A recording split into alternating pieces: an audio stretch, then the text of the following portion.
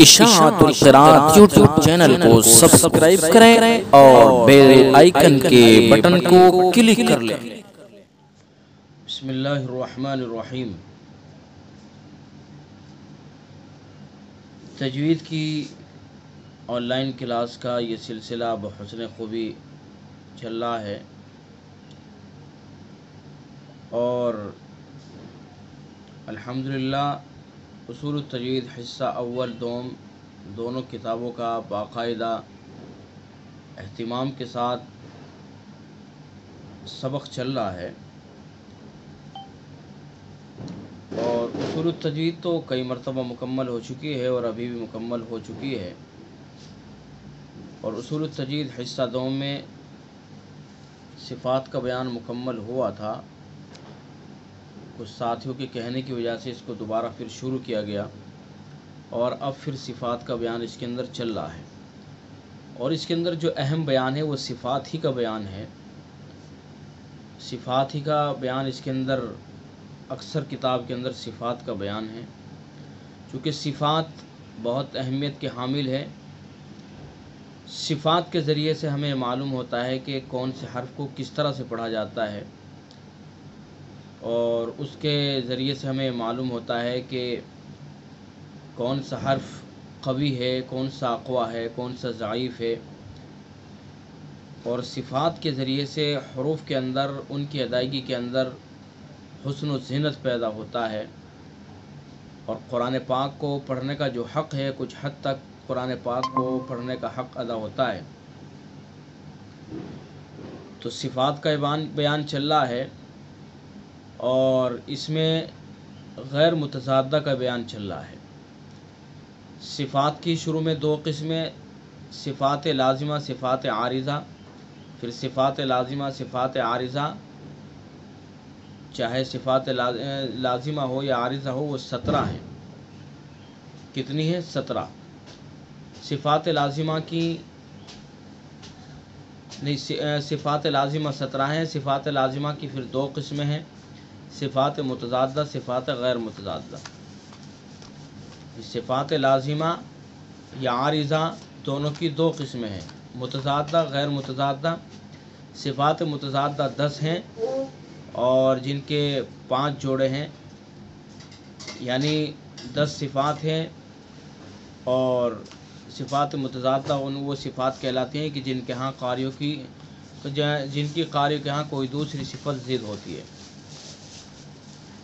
تو صفات متضادہ کا بیان مکمل ہو چکا ہے، صفات غیر متضادہ کا بیان چل رہا ہے، اور صفات غیر متضادہ کا بیان بھی مکمل ہونے والا ہے۔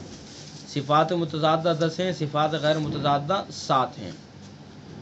تو صفات غیر متضادہ میں بیان ہو چکا ہے کس کس کا؟ صفیر کا بیان ہو چکا ہے، قلقلہ کا بیان ہو چکا ہے، اور لین کا بیان ہو چکا ہے، انحراف کا بیان ہو چکا ہے۔ یہ جو غیر متضادہ ہیں ان میں صفیر یعنی ذا، سین، صاد، یہ حروف صفیریہ کہلاتے ہیں۔ قلقلہ کا تفصیل سے بیان ہو چکا ہے، قاف، طا، با، جیم، دال حروف قلقلہ ہے، اور قلقلہ کے درجے بھی بتائے جا چکے ہیں کہ قلقلہ کے کتنے درجے ہیں۔ قلقلہ کے 4 درجے ہیں۔ سب سے زیادہ کس حالت میں قلقلہ ہوتا ہے وہ آپ کو بتایا جا چکا ہے ترتیب سے، کہ سب سے زیادہ کس حالت میں قلقلہ ہوگا، اس کے بعد پھر اس کے بعد، تو وہ ترتیب سے آپ حضرات کو بتایا جا چکا ہے اور آپ پڑھ چکے ہیں۔ اور قلقلہ کے بعد لین کا بیان ہو چکا ہے۔ حروف لین 2 ہیں، واو یا، جبکہ ان سے پہلے زبر ہوتا ہے ان کو نرمی سے پڑھا جاتا ہے۔ انحراف کا بیان ہو چکا ہے۔ انحراف جن حرفوں میں صفت پائی جائے ان کو منحرفہ کہتے ہیں، اور انحراف لام اور را یہ 2 حروف ہیں۔ اب انحراف کے بعد 5ویں جو صفت ہے، یہ 4 صفتیں ہیں غیر متضادہ میں سے، 4 صفتیں اور 3 صفتیں اب باقی ہیں۔ ان میں سے 5ویں صفت ہے تکرار۔ ٹھیک ہے، تکرار کو سمجھ لیتے ہیں، اور تکرار کس حرف کی صفت ہے چلیے کتاب کے اندر پڑھتے ہیں اس کو، اور کتاب کے اندر باقاعدہ اس کو سمجھتے ہیں۔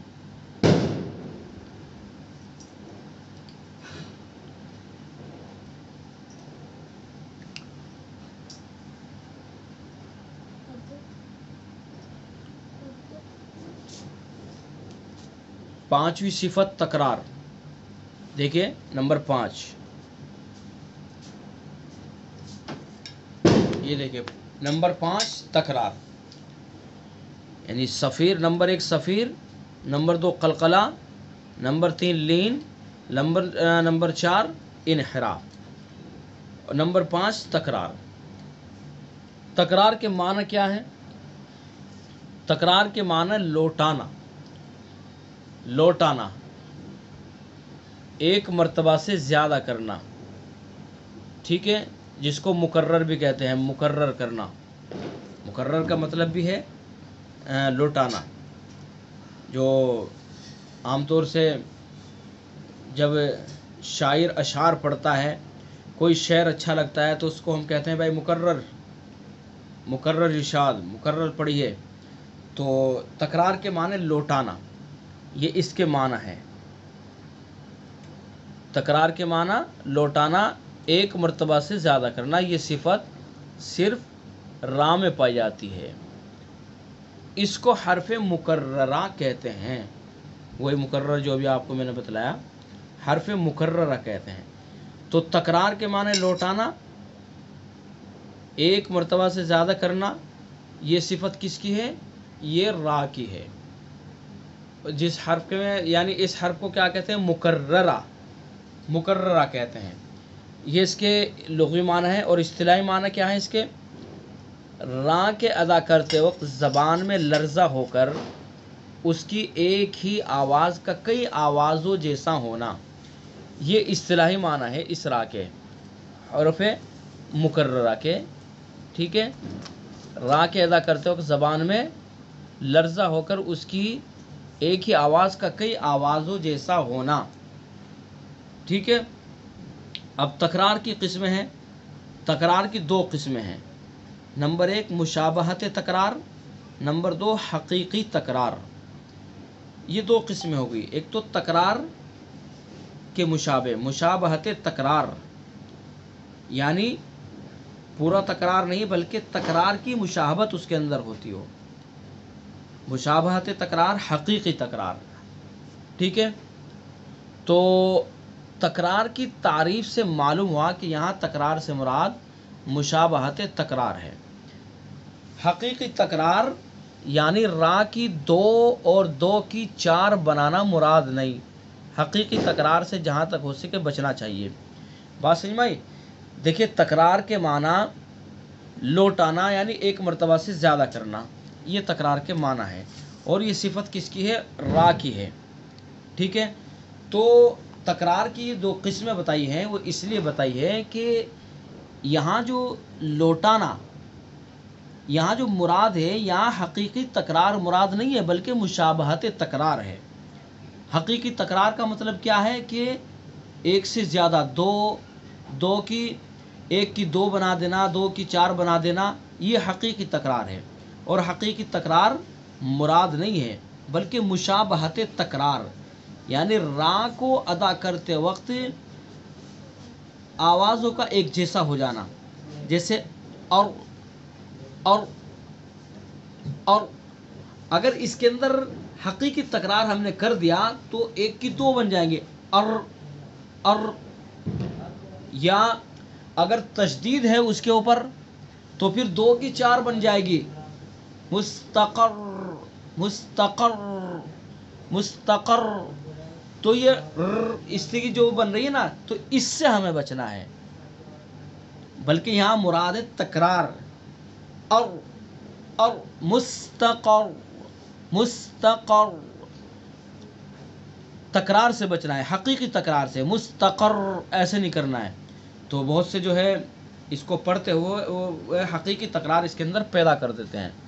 बहरहाल तकरार ये रा की सिफत है और इसको मुकर्ररा कहते हैं। तकरार की 2 किस्में हैं, मुशाबहत तकरार, हकीकी तकरार। तकरार की तारीफ से मालूम हुआ कि यहाँ तकरार से मुराद मुशाबहत तकरार है। हकीकी तकरार यानी एक रा की 2 और 2 की 4 बनाना मुराद नहीं है। हकीकी तकरार से जहाँ तक हो सके बचना चाहिए। अच्छा, तकरार से बचने का तरीक़ा क्या है वो भी बतला रहे हैं। کہ را میں تکرار سے بچنے کا طریقہ یہ ہے کہ را کے ادا کرتے وقت پشت زبان کے اگلے حصے کو، یعنی جہاں سے را نکلتی ہے، جو را کا مخرج ہے، را کا مخرج آپ نے پڑھا زبان کا کنارہ اور کچھ زبان کی پشت، یہ را کا مخرج ہے، زبان کا کنارہ کچھ زبان کی پشت، جبکہ ملے ثناولی اور رباعی کے مسوڑے سے یہ زبان کی پشت، یہ را کا مخرج ہے۔ تو تکرار سے بچنے کا طریقہ یہ ہے کہ یہ بتلا رہے ہیں یہاں پر کہ را میں تکرار سے بچنے کا طریقہ یہ ہے کہ را کے ادا کرتے وقت پشت زبان کے اگلے حصے کو جہاں سے را نکلتی ہے تالو میں مضبوطی سے لگایا جائے، پھسلنے نہ دیا جائے، اس کو مضبوطی سے لگایا جائے، اس طرح کہ جب تک را ادا نہ ہو جائے جدا نہ ہو، وہاں سے اس کو الگ نہ کریں۔ اگر را کے ادا کرنے سے پہلے اس مخرج سے اس کو ہٹا دیا تو پھر اس کے اندر تکرار پیدا ہو جائے گا۔ کیسے ادا کرنا ہے؟ جیسے اور مخرج اس کا تعلق ہے پشت زبان کو، پشت زبان کے اگلے حصے کو جہاں سے را نکلتی ہے تالو میں مضبوطی سے لگایا جائے، پشت زبان کو تالو میں لگائیں، اور جب تک ادا نہ ہو، اگر ادا کرنے سے پہلے وہاں سے ہٹا دیا تو پھر تکرار پیدا ہو جائے گا۔ تو طریقہ یہ ہے بچنے کا کہ جب تک لگا کے رکھیں پشت زبان کو تالو پر مضبوطی سے، جب تک لگا کر رکھیں جب تک را ادا نہ ہو جائے۔ اور رب العالمین والارض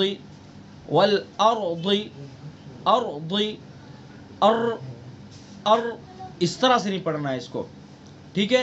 اہدنا سر، یہ اس میں جو گاڑی سی چلنی ہے نا، یہ گاڑی سی نہیں چلانی ہے، یہی تکرار ہے، حقیقی تکرار۔ اس حقیقی تکرار سے بچنا ہے۔ یہاں مراد ہے مشابہت تکرار، بس تکرار مشابہت تکرار پیدا کرنی ہے، حقیقی تکرار سے بچنا ہے، ٹھیک ہے؟ سمجھ میں آ گئی بات؟ تو تکرار سے بچنے کا طریقہ یہ ہے کہ را میں تکرار سے بچنے کا طریقہ، را کے ادا کرتے وقت پشت زبان کے اگلے حصے کو جہاں سے را نکلتی ہے تالو میں مضبوطی سے لگایا جائے، اس طرح کہ جب تک را ادا نہ ہو جائے جدا نہ ہو، ٹھیک ہے؟ نمبر 6 تفشی، چھٹی صفت ہے غیر متضادہ میں سے تفشی۔ تفشی کے معنی پھیلنا، یہ صفت صرف شین میں پائی جاتی ہے اور اس کو حرف تفشی یا متفشی کہتے ہیں۔ تفشی یا متفشی کچھ بھی کہہ سکتے ہیں، ٹھیک ہے؟ اصطلاحی معنی شین کے ادا کرتے وقت آواز کا منہ میں پھیلنا۔ جب شین کو ادا کرتے ہیں، شین کو ادا کرنے کے لیے آواز کو منہ میں پھیلائیں گے، شین شین شین، اش، ٹھیک ہے؟ تو اسی وجہ سے اس کو تفشی یا متفشی کہتے ہیں، چونکہ اس کو ادا کرتے وقت آواز منہ میں پھیلتی ہے، تو یہ اس کی صفت ہے۔ اگر شین کو ادا کرتے وقت آواز کو منہ میں نہیں پھیلائیں گے تو یہ شین ادا نہیں ہوگا، یعنی یہ تفشی، اس کو ادا کرتے وقت منہ میں آواز کو پھیلانا، یہ اس کی صفت ہے، صفت لازمہ ہے، ٹھیک ہے؟ اگر آواز نہیں پھیلائیں گے تو یہ حرف ادا نہیں ہوگا۔ یہ تفشی یعنی منہ میں آواز پھیلانا، یہ اس کی صفت لازمہ ہے، اگر نہیں پھیلائیں گے تو شین ادا نہیں ہوگا، ٹھیک ہے؟ تو چھٹی صفت ہے تفشی۔ تفشی کے معنی پھیلنا، یہ صفت صرف شین میں پائی جاتی ہے اور اس کو حرف تفشی یا متفشی کہتے ہیں۔ اصطلاحی معنی شین کے ادا کرتے وقت آواز کا منہ میں پھیلنا۔ نمبر 7 استطالت۔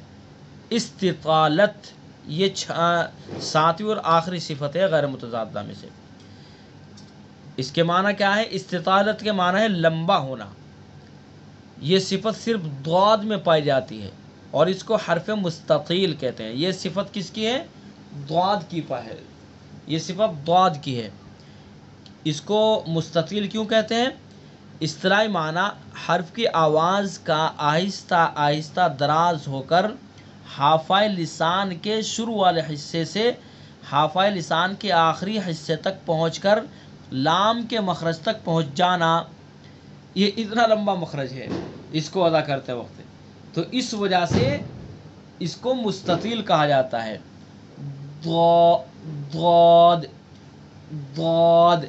اگر اس جو مخرج ہے اور جو اس کی صفت ہے، اگر یہاں سے اس کو ادا نہیں کریں گے تو یہ حرف ادا نہیں ہوگا. ٹھیک ہے. حافہ لسان جو زبان کا حافہ ہے، حافہ لسان زبان کی کروٹ ہے، جو وہیں سے اس کو ادا کرنا ہے اور اس کو پھیلانا ہے. ضاد. اصطلاحی معنی پر غور کیجئے دوبارہ. حرف کی آواز کا آہستہ آہستہ دراز ہو کر حافہ لسان کے شروع والے حصے سے حافہ لسان کے آخری حصے تک پہنچ کر لام کے مخرج تک پہنچ جانا. لام کا مخرج کیا ہے؟ زبان کا کنارہ. زبان کا کنارہ کہاں لگنا ہے؟ ضاحک کے مسوڑوں پر. ٹھیک ہے، ضاحک کے مسوڑوں پر. اور یہ زبان کی کروٹ حصے سے ضاد کو ادا کیا جاتا ہے. حافہ لسان یعنی زبان کا جو شروع والا حصہ ہے، زبان کا حافہ لسان شروع والا حصہ سے لے کر کے اگلے والے حصے تک اس کو دراز کر دینا. اس طرح سے ادا ہو گیا. ضاد ضاد ضاد.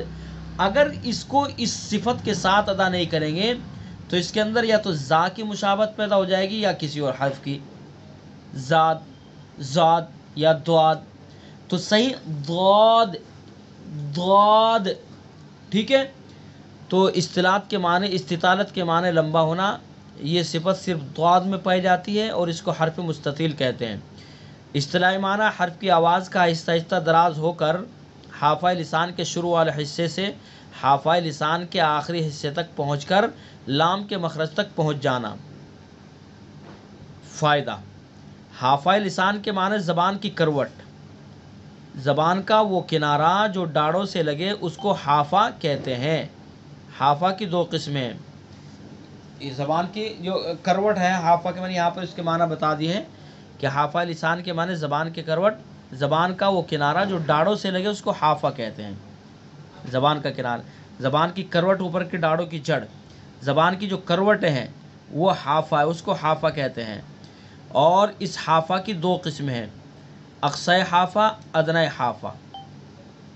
ٹھیک ہے. اقصی حافہ، ادنی حافہ. زبان کی جڑ کے پاس ناجز کے مقابل جو زبان کا کنارہ ہے اس کو اقصی حافہ یا اول حافہ یا حافہ کا شروع والا حصہ کہتے ہیں. کچھ بھی کہہ سکتے ہیں، اقصی حافہ، اول حافہ، حافہ کا شروع والا حصہ. ناجز جو نواجز اخیر میں ہے، نواجز زبان کی جڑ کے پاس ناجز کے مقابل جو زبان کا کنارہ ہے اس کو کہتے ہیں اقصی حافہ یا حافہ شروع والا حصہ یا اول حافہ. اور ضاحک کے مقابلے میں جو زبان کا کنارہ ہے اس کو ادنی حافہ یا آخر حافہ یا حافہ کا آخری والا حصہ کہتے ہیں. ناجز کون سے ہیں؟ جو اخیر میں ہیں، اخیر میں ہے. اور نواجز کے برابر میں طواحین، طواحین سے پہلے کیا ہے؟ زواحک ہے.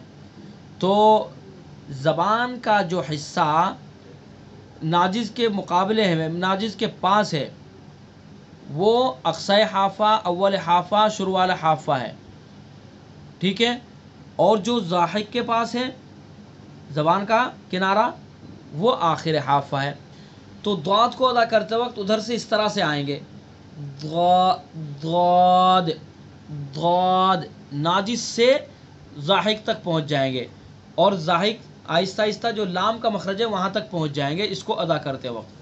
ٹھیک ہے، بات سمجھ میں آ رہی ہے؟ تو یہ ہے صفات غیر متضادہ جو 7 تھی اور یہ اس کی آخری صفت تھی.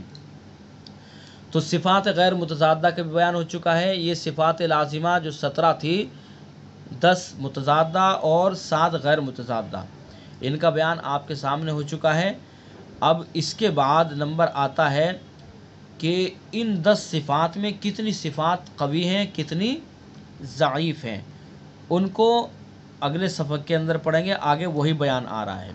اور ان صفات کو نکالنے کا جو طریقہ ہے میں پہلے بھی بتا چکا ہوں آپ کو، اور پھر انشاءاللہ بتا دیا جائے گا کہ کس طرح سے ہمیں پتہ کرنی ہے کہ کس حرف کے اندر کون سی صفت ہے۔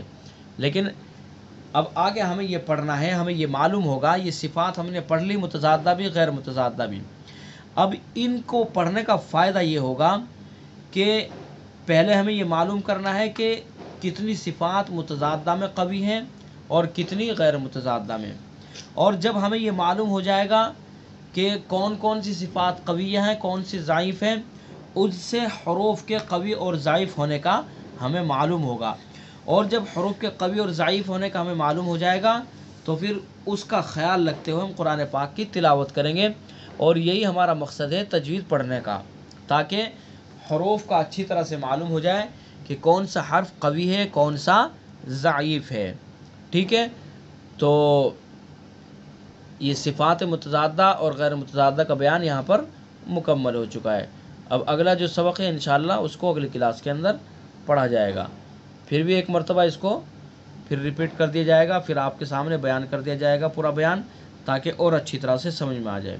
ٹھیک ہے، تو ٹھیک ہے، بس اب کلاس یہیں پر ختم کرتے ہیں، انشاءاللہ اگلی کلاس کے اندر پھر آپ سے ملاقات ہوگی۔ السلام علیکم ورحمۃ اللہ وبرکاتہ۔ اشاعت القراءت یوٹیوب چینل کو سبسکرائب کریں اور بیل آئیکن کے بٹن کو کلک کر لیں۔